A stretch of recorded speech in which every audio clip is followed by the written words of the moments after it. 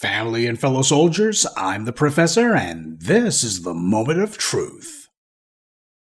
For the last 70 years or so, Eastern Asian countries like Japan and China have frequently talked about their so-called 100 or 200-year plans in some cases. Now, what does that mean? Well, it doesn't mean what you might think. The literal definition is that someone over there cooked up some plot decades ago and they estimate that it would take 3 generations or 2 centuries to complete. Now, unless you're a fortune teller, you can't make a prediction like that, and in practical terms, when you look at what happened with Japan and China immediately following the Second World War, you see that they both made dramatic progress very quickly, and that when you look at these countries today, whatever long-term goals they may claim to have, it's certainly not going to take them 50 or 200 years to complete it. So, obviously, it doesn't mean literal 200 years to do one particular thing. So what do they mean when they talk about a proverbial 100 or 200 year long plan? Simply put, it means that they have determined a particular course of action and that they are committed to it for the long term. That's it. That's what that means. It's not about a given set of actions to be completed within a particular time frame. Circumstances change, and so whatever grandiose plans you've set up today, they will inevitably have to change along with it. What they're talking about is commitment to the plan, not the specifics of the plan itself. There's precedent for this within the Black American community. Dr. John Henrik Clarke explained that this is how enormous changes in a society can take place. One generation begins a task that another generation will have to finish. Intergenerational commitment to a particular goal, that's the highest form of group discipline. One generation conceives of and initiates an idea, and they then have to educate their children about why it's important that they follow through and complete this task. As Black Americans, we have to understand that what we're attempting to reestablish is long-term thinking. For at least 3 generations now, we have been aggressively conditioned by the dominant society to look for instant gratification. And if we don't get something in 1.2 seconds flat, then we're only too eager to abandon whatever it is that we were attempting to do and go and look for something else that's easier. This makes us prey for agents, bootlicks, and sellouts who are always the first ones to tell us to quit doing something important. We have to get back to those core principles, that if there's something we're trying to do, especially something big, not only is it important that we commit to it, but we also have to talk to the children and make sure they understand this is the reason why we're attempting to do this, and this is also the reason why it is important that they finish it. But big changes don't come overnight. Take a look at what's going on in California for a case study. California has long been ground zero for the national efforts to attack the mere existence of Black Americans. And when I say Black Americans, yes, I'm talking about foundational Black Americans. The only people who have been fighting white supremacy, the longest, most virtuous, and highest sustained effort to challenge and defeat the greatest evil in the history of the world.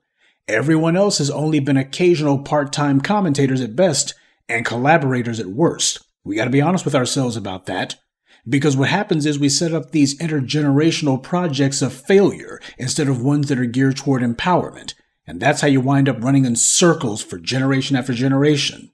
What we see going on is a hyper-aggressive effort to attack and destroy the challenge that we've brought against the enemy. And it's your so-called Democrats who are leading the charge on this, proving that both the Democrats and Republicans are on the exact same page when it comes to attacking us. Black Americans are and have always been the largest number of hate crimes victims in America.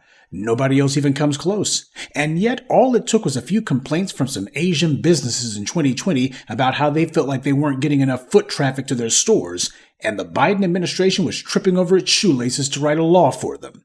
Remember, the hashtag #StopAsianHate didn't start in reaction to any acts of violence during COVID.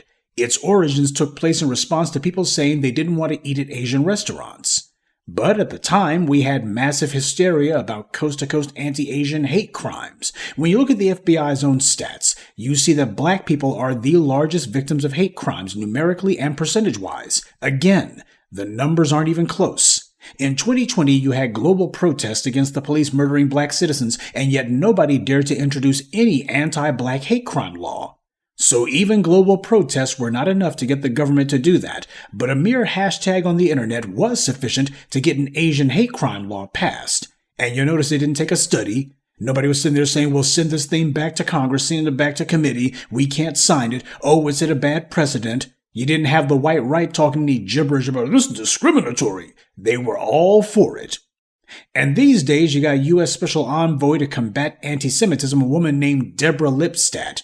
She's who the Biden administration set up in response to claims that college kids are questioning the war in Gaza. A special envoy to combat anti-Semitism? And when you look at how the so-called black politicians attack the reparations activists in California, you see that this is what the black legislative caucuses are doing, running interference for the enemy. So they pass laws to protect Asians, and they set up an in-house representative who is a career aggressive advocate for Israel as their special envoy to combat anti-Semitism. Look at the wording, to combat anti-Semitism. They don't refer to her as some diversity czar, or to organize day trips to Auschwitz for neo-Nazis. They set her up with the job of combating anti-Semitism, to fight it. Gee, how very different they react when anyone other than us are making demands. And this is the reason why our behavior when it comes to elections simply must undergo a revolution, a radical change. We've had the game backwards for the longest time. What's supposed to happen is you are supposed to decide what policy it is that you want first. And then you go looking for someone from among your ranks who you're going to put on the ballot to be your representative, your champion.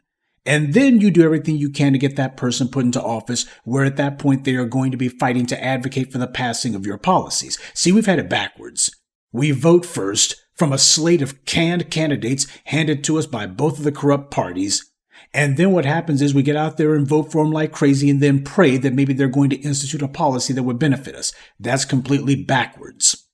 If somebody does want black people's support, we are supposed to establish a ballot auction. They're supposed to be coming to us hat in hand, and that hand better not be empty. They better be showing up with tangibles for us, things necessary to buy our vote. That's how it works. Elections are about who gets what. And for too dang long, they've been coming to us and telling us we get nothing except for the warm glow of seeing some bootlick or seeing some white leftist who's going to be in office. Now, when it comes to an auction, you don't let the would-be buyers set the price. You set the price. And of course, since these people have been used to getting our vote and our voices for free, expect them to raise hell about it like Obama's been doing, and don't expect it to be one and done. They're going to test us. Because we've shown them for too doggone long, we don't really have that much persistence. But that's been changing. They're going to test it to see if it's real this time. Is this actually a substantive change? Now, when that doesn't work, when waiting us out doesn't work, and they're forced to at least hear what our requirements are, then they're going to say, man, your price is pretty expensive. Now, when it comes to the price is what it is. You don't argue about it. You dang sure don't discount it. You don't sit there and say, let's bargain. Ain't no bargain. If your vote is worth what it is, then you stand on it. And that's the reason why message discipline has been so crucial to black empowerment. See, when it comes to the issue of reparations, for the longest time we let the white media dictate to us what we thought about it. No matter what the white media may have been claiming for the last 4 or so generations, black Americans overwhelmingly have been in favor of cash reparations. They understand the political and economic necessity for it. The only problem is you had a lot of black folks who were equivocal about it because they didn't actually believe that the dominant society could be made to do it. They lacked confidence in their ability to force the system and the racists who run it to do things that the system wasn't designed to do. And the white media capitalized on that. They understand that if you didn't have black people saying, yes, we're definitely in favor of cash reparations, then the white media would take any sort of answer other than yes and say, well, clearly this is a no, when the reality is it was just people who were saying we're all in favor of it. We just don't know if politically we can get these racists to actually pass it because we're not actually in charge of the government. We don't have the majority that can actually just legislate it. But when you look at California, even if you got a majority of black folks who are in there, that does you no good if these black folks were sent to you and planted by the enemy. So we're going to have to get bold when it comes to making sure that our vote has to have a price tag attached to it. And that price tag doesn't get discounted. It doesn't go on sale. The price is high because our support is valuable. In fact, it's the most valuable of any voting bloc. All these other groups, they've already made up their minds who they're going to be with, and they are not solid voters for either party, truth be told. They're political mercenaries, and I don't blame them for that. But as the black vote is concerned, we're supposed to be throwing our weight around. We are the swing vote. And it's way past time we started acting like it, and our vote is extremely valuable, the most valuable votes that they are. It's time we started acting like that. And when somebody tries to give you the old, well, that's not feasible. It's too dangerous for you to be playing games. Everybody's been playing games with our prosperity and with our lives for 500 years.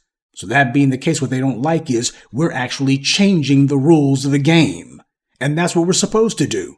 You got this rigged game set up from day one to make sure that we always lose. Well, in that case, then we're going to start changing those rules to make sure that we win at least some of the freaking time. And when people, especially you got these bootlicking cowardly Negroes amongst us who start sniveling going, how long we gonna be doing this? This is the new normal. That's what you tell them. This is the new normal. We're not sitting here trying to figure out if we can get some sort of change in the next 5 minutes. First of all, that's not realistic. Second of all, if a huge change can be made in only a few minutes, then that also means it can be undone in a few minutes. You want something that's going to stand the test of time, you're going to have to actually put your shoulder to the wheel and you're going to have to put in some work. And it's not going to be for a few minutes or a lazy afternoon.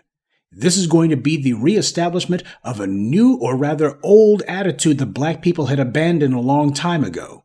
But we'll pick it back up again, and the reason why is it's worth it. I've long told you that when it comes to our ballot, that ballot is supposed to basically be a brothel. Anybody can get access to it. It's your wallet that you're supposed to be treating like a convent. We've had the game backwards. We treat our wallets like a whorehouse. Anybody can get in there. It doesn't matter how nasty and filthy and contrary to our efforts they are.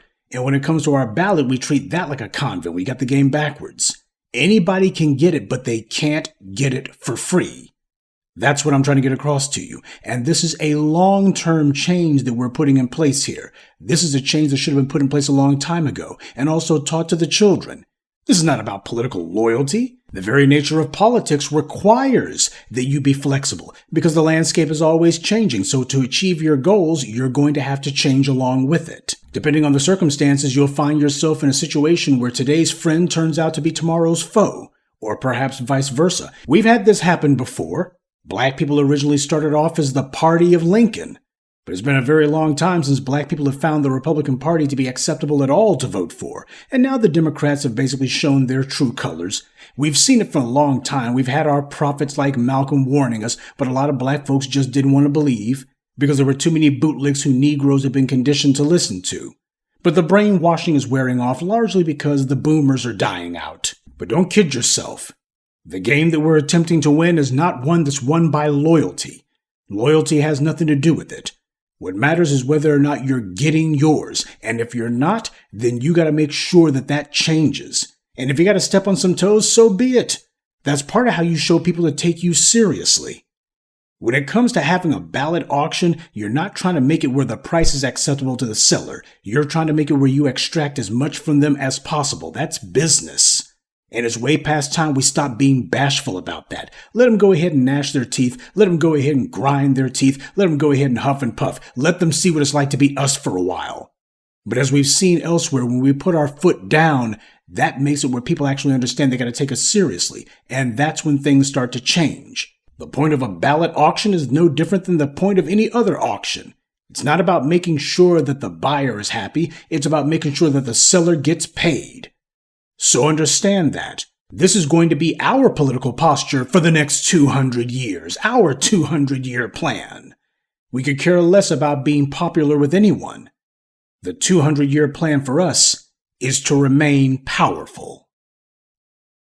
Good day, and be one. I'd like to take a moment to mention some of our contributors. Wally Belial, Samora Morris, Antithesis, Stephen Lyles, and Kareem Lawless. Salute to them and thank you to everyone for listening, liking, and sharing this message. Black empowerment only exists because of you.